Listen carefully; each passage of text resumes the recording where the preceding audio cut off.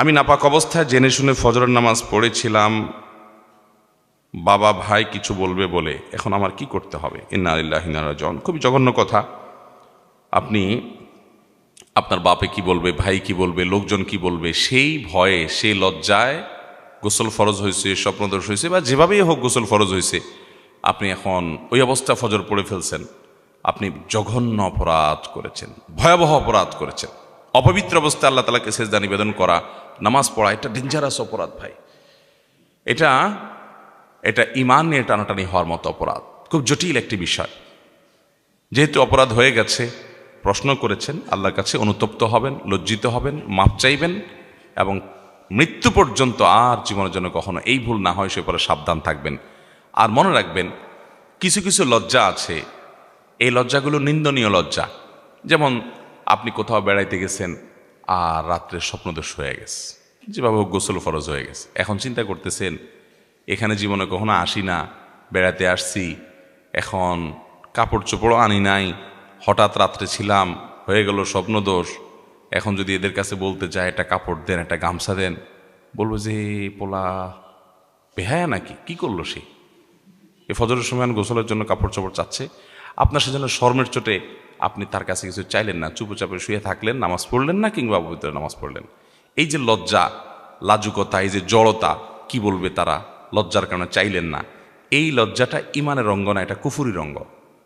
যে লজ্জাটা আপনাকে পাপের কাজ থেকে বাঁচায় তো নাই, বরং পাপের কাজ করায় আপনাকে দিয়ে, ওই লজ্জাকে জয় করতে হবে।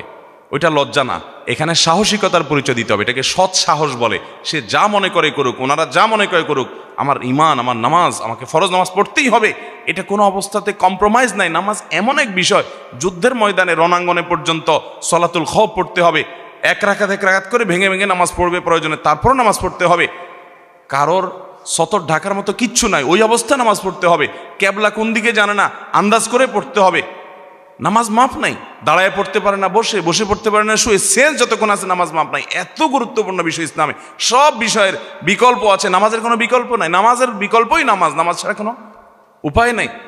অতএব আমার ফরজ নামাজ পড়তে হবে, গোসল ফরজ হয়ে গেছে, অপবিত্র অবস্থায় নামাজ পড়া জায়েজ নাই, বিধায় আমাকে তাদের কাছ থেকে চেয়ে কাপড় নিতে হবে, গামছা নিতে হবে। তারা জেনে যাবে, জেনে যাক, কিচ্ছু আসে যায় না। হ্যাঁ, একটু লজ্জা লাগবে, লাগুক, এই লজ্জাকে জয় করতে হবে। এটাকে বলা হয় সৎ সাহস। এটাকে বলা হয় কি? এটাকে বলে সাহসী। আমার দেশে তো এখন সাহসীর সংজ্ঞা ভিন্ন। কোনো মহিলা কাপড় চোপড় খুব বেশি শর্টকাট করে ফেললো বা একদম খুলে ফেললো আর কি মনে করেন, তো পত্রপত্রিকা লেখে সাহসী নারী, এনের নারী সাহসী আপনার ভূমিকা অবতীর্ণ, সাহসী অভিনয় করেছে। সাহস হলে এখন কাপড় চোপড় খুলে ফেলা। বেহায়া হয়ে গেলে তার নাম কি? সাহসী। যে নির্লজ্জ হওয়ার মতো সাহস করছে সে, এটারে সাহসী নাম দিছে। আসল সাহসী হলো ওই যুবক, যে যুবক ফজরের সময় গোসল করতে গিয়ে কেউ টের পেয়ে যাবে, ফরজ হয়ে গেছে গোসল, স্বপ্নদোষ হয়ে গেছে, তারপর সে কোনো হেজিটেশন করে না, আল্লাহর ফরজকে অগ্রাধিকার দিয়ে কে কি বললো এতে পাত্তা না দিয়ে সে আল্লাহর বিধানকে মেনে চলে। এই হলো আসল সাহসী। অতএব আসল সাহসী হবেন তো ইনশাআল্লাহ। আল্লাহ আমাদেরকে তৌফিক দান করুন।